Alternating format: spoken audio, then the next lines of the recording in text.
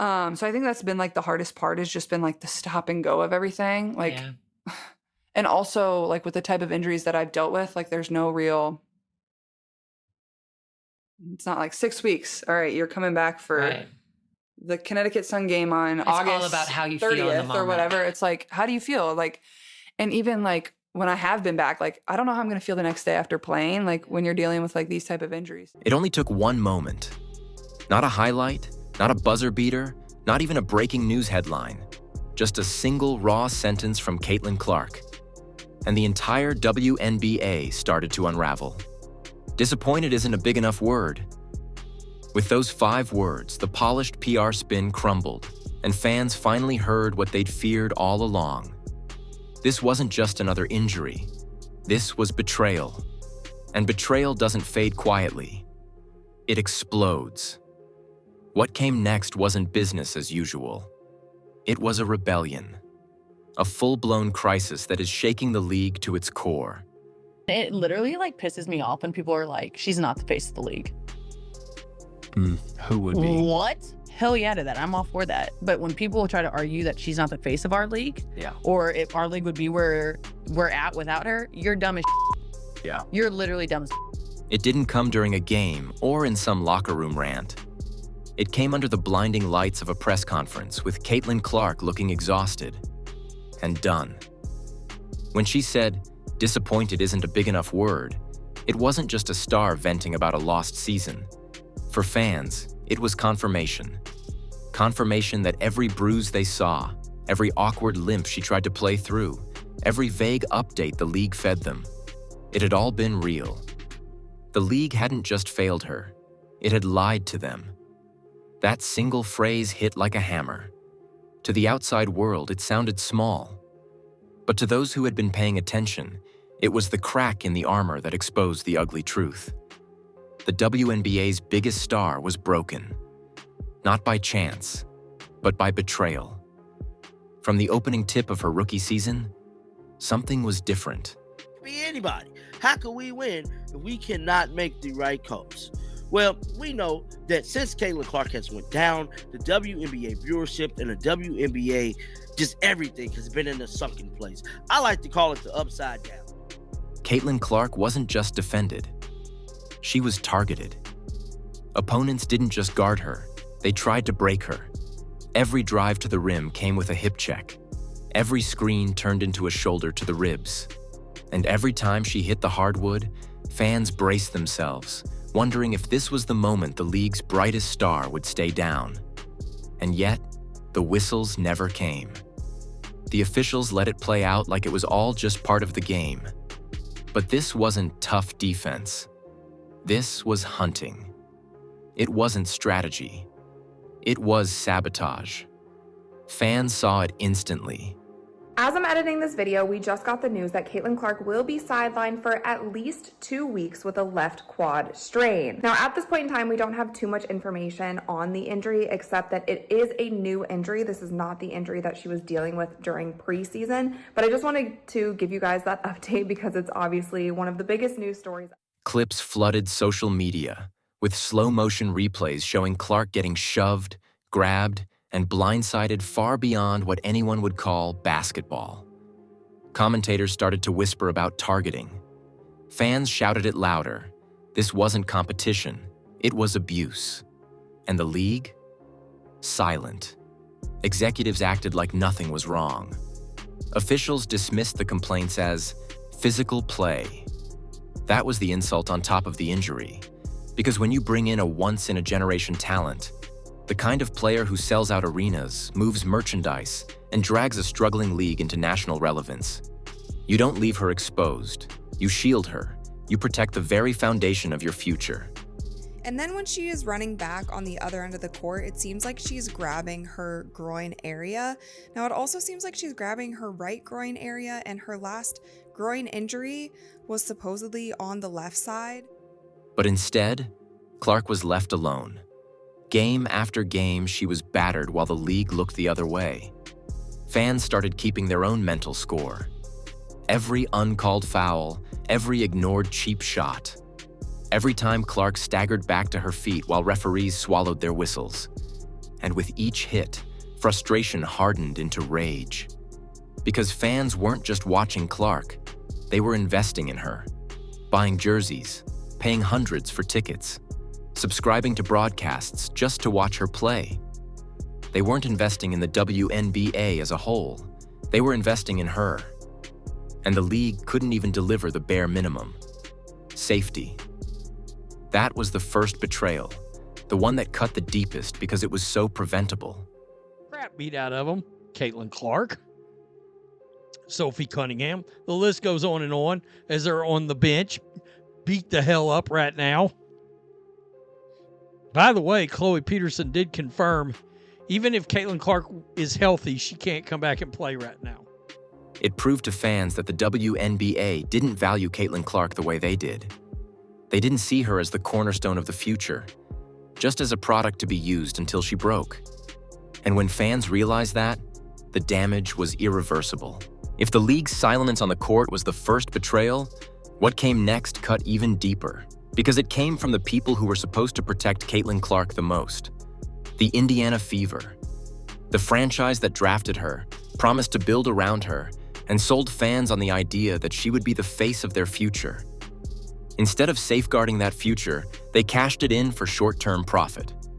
So some of the WNBA players are still feeling some type of way about the whole Caitlin Clark situation. They're like, we're not jealous. What are we jealous about? Stop lying. Maybe not all of y'all are jealous, but some of y'all are jealous. It started quietly. Fans noticed Clark limping after games. They saw her holding her side, grimacing between plays. They could tell something was wrong. But every time they looked for answers, they got the same vague reassurances. She's day-to-day. Just a minor setback. She'll be back soon. Over and over again, the same recycled optimism, while Clark's body was clearly breaking down. The truth became impossible to ignore. Clark wasn't healing, she was being rushed. After a brutal hit against the New York Liberty, logic said to shut her down, protect the investment, and give her the time she needed to recover. Instead, the Fever dangled her return like bait, forcing her back onto the court weeks earlier than anyone expected. More for this than you do when you're the champion. Makes no sense. Someone tell Daddy to help me out. Not for her benefit, not for her future, but for ticket sales, TV ratings, and revenue. Fans were furious. They warned the team in real time. She's not ready. You're risking her health. You're gambling with her career. But the front office pressed ahead, all smiles at press conferences, pretending everything was under control while their star player was clearly being sacrificed. And when Clark's season finally ended, the outrage exploded. Fans didn't just express disappointment. They named names. Stephanie White, Amber Cox, Kelly Krauskopf. The decision-makers who had pushed Clark past her limits became villains overnight. To the fan base, they weren't leaders anymore. They were liars. They had taken every ounce of goodwill Clark generated and burned it for short-term gain. The evidence was undeniable. Ticket sales spiked when Clark played. TV networks scheduled entire broadcasts around her. Sponsors lined up at the door. The Fever front office couldn't afford to lose that momentum, so they made their choice. Profit over protection. That was betrayal number 2. And unlike being targeted by opponents, this betrayal came from inside her own house. From the people she trusted most. That made it unforgivable. Because if her own franchise was willing to risk her body for money, what else might they sacrifice in the future? Fans saw it for what it was: exploitation. And once they accepted that the Fever had gambled with Clark's health, the relationship between the fan base and the franchise shattered. The betrayal was complete. And what came next wouldn't be silence. It would be revenge. When fans saw Caitlin Clark pushed past her limit, they didn't chalk it up to bad luck. They saw the lies, the exploitation, and they decided enough was enough. If the league and the Fever had gambled with her health for profit, then fans would strike back in the one place that hurts most: the bottom line. Caitlin Clark 0 for 4 from 3, so on the road this season, Caitlin Clark is a combined 1 for 32 from three-point range. Very unusual. She's hot. Almost overnight, the change was undeniable. Ticket prices that once soared into the hundreds collapsed to single digits. Merch sales slowed to a crawl. Arenas that had been deafening with energy just weeks earlier now echoed with empty seats. The same fan base that had built the league up was now tearing it down, deliberately, and this wasn't just fading interest, it was organized revenge. Fans knew exactly what they were doing. Every empty seat was a message. Every slashed ticket price was a warning. Every jersey left on the shelf was payback. The league had treated Clark like a product, so fans treated the WNBA like one, disposable. For the first time, the balance of power shifted. Executives weren't dictating the terms anymore. The fans were, and their message was clear. Betray us, betray her, and we'll burn it all down ourselves. The fans didn't just make noise, they made history. The financial collapse that followed was swift, brutal, and impossible to spin.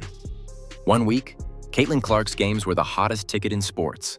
The next, you could get in for less than the price of a burger and fries. Take Chicago, for example.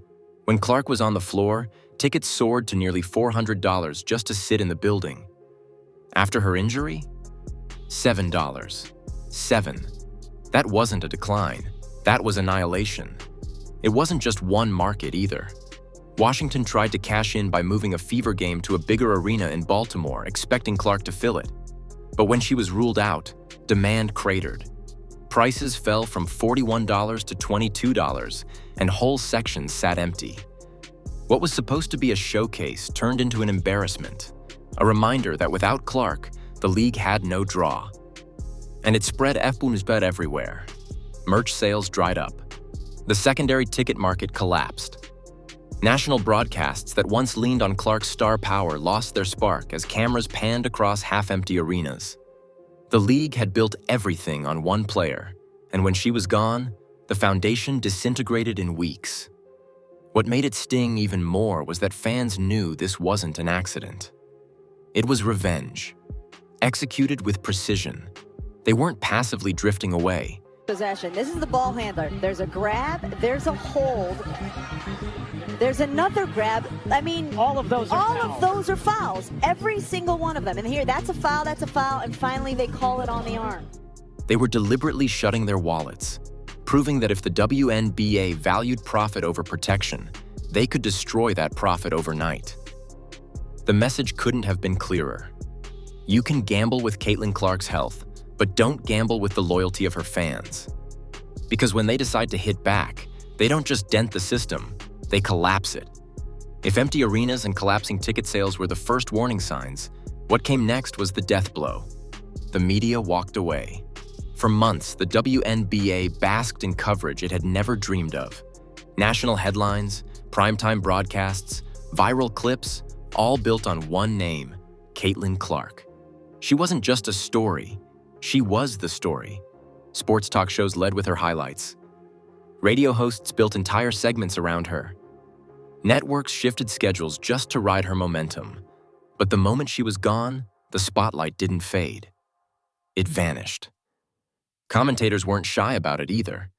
Jason Whitlock flat out said he was done covering the WNBA without Clark. Colin Cowherd admitted he opened his show with her 6 different times last season, something unheard of in sports media. This year, not once. His explanation was brutal. She's not playing. Without her, there's no story that's the part that should terrify the league. Because media doesn't just reflect interest, it creates it. If the tastemakers decide you're irrelevant, you become irrelevant. And when Clark disappeared, the WNBA stopped being worth a headline. This wasn't silence by accident. It was abandonment. Broadcasters weren't politely ignoring the league. They were openly saying it wasn't worth their time. For fans, that confirmed what they already knew. The WNBA hadn't built a foundation. It had been gifted a phenomenon and squandered it.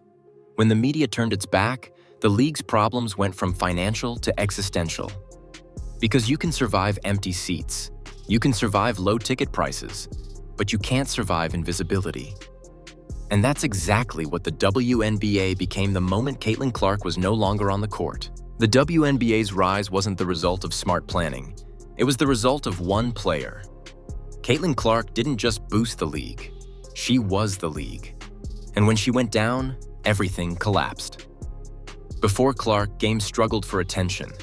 With her, arenas sold out, ratings spiked, and merch flew off shelves. But it wasn't real growth. It was dependency. The league treated her momentum like an endless resource, and the moment she was sidelined, the illusion vanished. Fans weren't just angry about her injury. They were furious the league had been gifted a once-in-a-lifetime star and squandered her out of greed. What looked like stability was really a house of cards, stacked entirely on Clark's shoulders. And when those shoulders gave out, the league crumbled. The collapse so far isn't the end. It's just the beginning.